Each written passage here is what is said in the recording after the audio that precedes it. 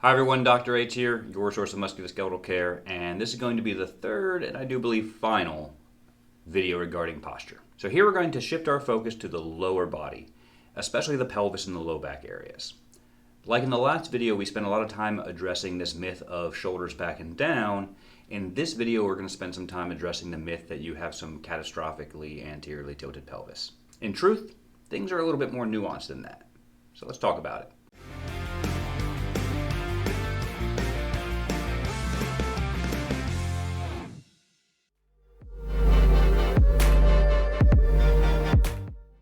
I'm not sure where the myth of this highly prevalent pathologic anterior tilted pelvis came from, but it likely has some of its roots at least with the work of an individual named Vladimir Janda. Now Janda was a titan in the exercise prescription world, and he contributed significantly to our understanding of biomechanics and rehab. And he turned something called lower cross syndrome. There's also an upper cross syndrome. Lower cross syndrome is where you have tight lower back muscles and tight hip flexors, in combination with weak abdominal muscles and weak gluteal muscles. And the theoretical result of this would be that your pelvis would be tilted forward as those hip flexors pull the pelvis forward and the tight low back muscles lifted up in the back, which tilt it forward.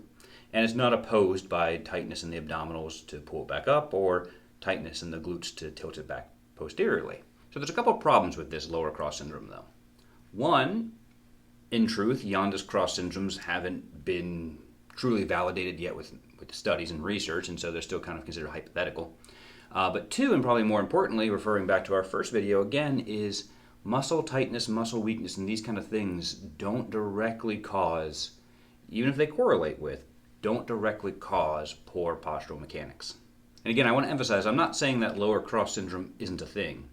What I am saying, though, is that not everybody who has a slightly anteriorly tilted pelvis is going to have some gross lower cross muscular imbalance issue. In fact, if you look at this study here, this study looked at completely asymptomatic individuals, and the vast majority of them, both men and women, had a pelvis that was considered anteriorly tilted from neutral. And again, these are asymptomatic individuals. They have no issues going on whatsoever. Which is to say that, statistically speaking, most people do have a slightly anteriorly tilted pelvis.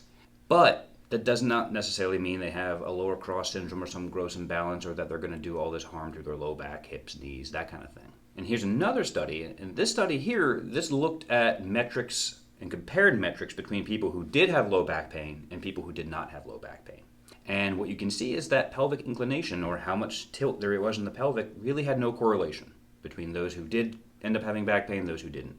Interestingly, what you also might notice from that study is that one of the biggest differences between those with low back pain and without low back pain was degree of proprioception. 17 studies showed that people with low back pain have decreased proprioception. If you want to look a little bit more into the importance of proprioception on the musculoskeletal system and your musculoskeletal health, I have a video on that you can click on here. Now, I will say real quick that I'm not necessarily saying that an anteriorly tilted pelvic can never cause you any issue. There are rare instances where it's so anteriorly tilted that you get what's called a hyperlordosis, or an extreme curvature of your low back, and that can cause some issue. But at least empirically, what I see in my clinic, that's very unlikely. Much more common is the reverse problem. People whose pelvises are too posteriorly tilted, or what we call retroverted. In the exercise prescription and rehabilitation world, you'll often hear of a posture termed butt gripping. I didn't invent the term, but it's very descriptive. It's called this because these are individuals who have a tendency to contract their glutes even in a resting, standing, or sitting posture. And by contracting their glutes, even when they're just standing there, they're retroverting or posteriorly tilting the pelvis. And if this retroversion is significant enough, what eventually ends up happening is they start losing the natural curve of their low back. So your low back has what we call a natural lordosis to it, which means it has this sort of concaved curve like this. And you want that curve. Your low back is built to have that curve. And in significant cases where the pelvis is really tilted back for a long period of time, you'll start to lose that natural curve. And in really severe cases, not only will that sort of straighten up, it'll reverse. It'll become what we call a kyphosis, or a bit of a convexity back there in the low back, which you definitely do not want. And so while we saw that study showing that pelvic inclination isn't necessarily related to low back pain, we do have great studies like this one here showing that that loss of lordosis, the loss of that curvature, absolutely does correlate strongly with low back pain. And if you look at this other study, this might be one of the reasons why. So we have our discs, and our discs are filled with a fluid called the nucleus pulposus. It's like a gel-like fluid. And when our spine loses that natural curve, it starts pushing that fluid, that gel, kind of to the back of the discs. And for a bunch of anatomical reasons I won't dive into here, discs have much more support in the front than they do in the back. That's why they always herniate kind of to the back. And what happens is when you put all this pressure towards that back and you don't have enough support, you can wear down that area and you risk a disc herniation. And as you can see in this study here, sitting, and particularly sitting in a slightly slumped position, seems to be connected with this posterior migration of that gel and potentially injury to the back like a herniated disc. And our reasoning behind this is when we sit, our pelvises do kind of go into this posterior rotation as we anchor ourselves on our sits bone, and we lose a little bit of that curve in our back. But now imagine that you're maintaining that posterior tilt even when you're standing. So you're essentially replicating the harmful effects of sitting while standing, while walking, while moving. And then in worst case scenarios, even maintaining that when doing something strenuous, like lifting something heavy or doing something athletic. And the worst part of all of this is a lot of my patients who present to me with this problem, with this butt gripping posture, have this posture because they were told they had an anterior pelvic tilt that they needed to fix, and that they needed to squeeze their glutes at all times, even when they're standing there, to take out that tilt. And now we have to work on reversing that process and getting them to disengage those gluteal muscles in order to fix the problem.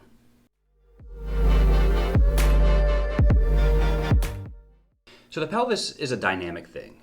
It'll tilt forward and it'll tilt back as we do different movements and through the course of our activities. The key is that it has the mobility to do this. But in my practice, which again is very self-selecting for people who already have issues, I see a lot of patients with their pelvises stuck in this posterior tilt or retroverted position. And I see that much more commonly than a actually problematic anterior tilt. And then often accompanying this retroversion of the pelvis is an anterior shift forward of the pelvis. And this is sort of a natural occurrence as your body tries to rebalance itself to offset that posterior tilt. But the problem is when you shift your pelvis forward, you transition where the curvature of your low back comes from. Ideally, in a healthy low back, we want your lower lumbar area to be the area that's having the curvature, right? So as your pelvis has a neutral or even slightly anterior tilt, the curvature is at the bottom. Well, if you take out that curvature by tilting the pelvis back and then shift it forward, that transitions that curve up to the higher lumbar, even the lower thoracic area, which is not really where we want that curve to be. That area is already a little less mobile than your lower spine, and so adding motion into it like that and adding stiffness into it like that and demanding it to have stability like that can lead to all kinds of other problems. That's why a lot of my patients have a lot of stiffness and a lot of issues in that transition zone where the thoracic spine, which is that sort of curve like this, meets the lumbar spine, that's supposed to be curved like this. So in these patients, most of what I have to do is get them to A, relax those gluteal muscles. So one cue I give them for this is if you're standing and you put your hands on the side of your buttock area, you should not feel little divots there. Right? If you do, that means you're contracting those glutes, even just standing there. And kind of actively concentrating to relax and remove that divot can help remobilize that pelvis. And then once it's remobilized, we need to work on tilting it more anteriorly. Not necessarily putting it into an anterior tilt, mind you, but tilting it back to neutral because it's stuck posteriorly. That said, there's certain subgroups of patients I'll talk about in a bit where there might be a little benefit to overshooting that mark and going into a little bit of an actual anterior tilt, so long as we're not over lordosing that low back area. Now, like I said in the beginning, this is a little bit more nuanced, so not everybody can tolerate coming out of a posterior pelvic tilt. In fact, there's a certain subset of patients who get a lot of pain relief by being in a posterior pelvic tilt. For example, patients that have bony abnormalities of their hip that causes impingement, those patients, when they go into a posterior pelvic tilt, open up the space in the front of their hips, and that decreases that sensation of impingement. And that can feel much better for them. Again, it can cause issues for the low back, but in at least the meantime, it really helps improve the pain in their pelvis. Similarly, I have patients who come in with acute low back pain, and they have a lot of pain going from a sitting position to a standing position. And those are patients that I'll actively encourage them to take their pelvis into a posterior tilt as they transition from sitting to standing. For the same reasons as I just mentioned, that opens up the hip space and allows more motion to occur at the hips and less at the back. And so if they're having muscle spasms or what have you in the back, it just takes some of the burden off of it and back into the hips. But the point is, if you are somebody who needs to be in that posterior pelvic tilt for comfort reasons, there likely is some kind of underlying issue that needs to be evaluated and addressed if it hasn't been already. And then, like I said just a couple minutes ago, there's a certain subset that I encourage a little active anterior tilting in. This is still kind of a debated strategy, so I won't go deep into it here, but for certain athletes, I think having a slight anterior pelvic tilt is not only safe, but can sometimes increase performance a little bit, and in certain activities may even decrease injury. So I would be remiss if I didn't include a quick aside about normal anatomical variances that can lead to different degrees of motion at the hip. Let me explain that. So there are some people who can internally rotate their hip. So imagine turning your foot in, right? They can internally rotate their hip a lot more than normal and have very little external rotation, and vice versa. And this is an anatomical variation called anteversion and retroversion, respectively. So those who can turn in quite a bit but not out are anteverted. Those who can turn out quite a bit but not in are retroverted. I don't want to get into too much detail about this in this video because honestly it could be a video unto itself. But I do want to mention it real quickly because I see a lot of patients who feel like their inability to either rotate out or in is like a muscle imbalance or a muscle tightness issue, when in reality it's an anatomical issue and it's not a fixable thing, at least without some kind of surgical intervention. But too many times I see patients with hip or sometimes knee injuries because, for example, they have anteverted hips, and so that butterfly stretch where you put your feet together and your knees try to fall down, that's something they've never been able to do. They just don't have that external rotation. And then some overzealous trainer or gym teacher comes and kind of forces it or puts pressure down on those knees to try to stretch out the adductors or what have you, and just ends up injuring sometimes the hip, but the hip is very strong, and a lot of times it's actually the knee. So I'm not saying that you have this anatomical variance or that's not a muscle imbalance, but if you're someone who even as a kid and into adulthood or what have you has always been more comfortable kind of either sitting like a W or sitting crisscrossed applesauce or walks a little pigeon-toed or a little duck walk, anything like that, it may not be a muscle imbalance, it may just be your anatomy. So you may want to be evaluated by a musculoskeletal physician or someone like that to see, is this truly a muscle imbalance or is this just your normal anatomical variant and therefore not something you're going to be able to change.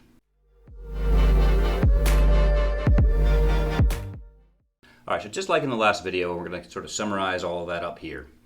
So one, you probably, statistically speaking, do have a slightly anteriorly tilted pelvis, but this is probably not causing you any issues. On the other hand, if you're someone who has a posteriorly tilted pelvis from constant clenching of your glutes, and especially if it's to the point where you're starting to lose the curvature in your low back, then you may have a problem. And if you have to do that because otherwise your hips hurt or your back hurt or something like that, then there's probably something underlying there that you need to have looked into. And finally, you might have an anatomical variation in the degree to which you can externally or internally rotate your hips.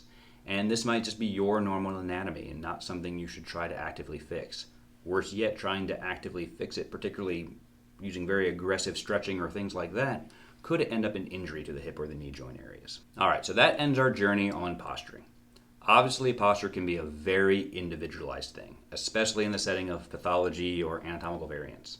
That's why it can be very important to have a musculoskeletal physician as part of your team, someone who can look at you as an individual and look at your own anthropometrics and make recommendations based on what they think is appropriate. But hopefully these videos have given you a good starting place to fixing some very common postural issues. It can take time and discipline, just like any good, healthy habit does. But luckily, our musculoskeletal systems are nothing if not very adaptable. Unluckily, our entire lifestyle seems to be trying to put us into these bad postures, so it's kind of a matter of fighting entropy on this one. So until next time, keep moving, just make sure it's with good posture and mechanics.